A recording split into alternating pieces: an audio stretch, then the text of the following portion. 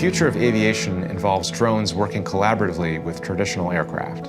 For years, DJI has been on the leading edge of innovation, especially when it comes to safety. From automatic return to home, to altitude limits, to obstacle avoidance, to our pioneering of geo-fencing.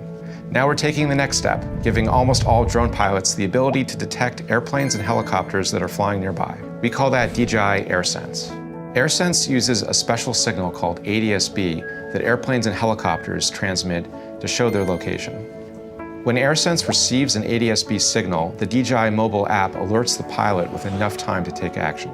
ADS-B was designed for airplanes and helicopters, but already there are more drones in the sky than either of them. Drones are going to play a very significant role in the continued evolution of aviation. And we, as an industry, all need to figure out how we adapt to that.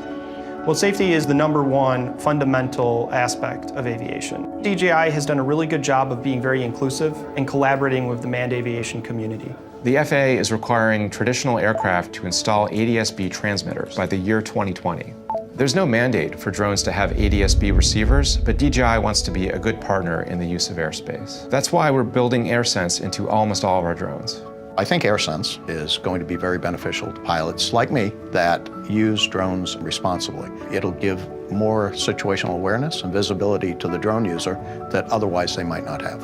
AirSense is already installed in DJI's newest systems, like the Matrice 200 series and the Mavic 2 Enterprise. And now, DJI is committing to installing AirSense in all the drones it makes over 250 grams. DJI's decision to equip the majority of its drones with ADS-B is a very positive development and an important safety improvement in the use of drones in the national airspace system.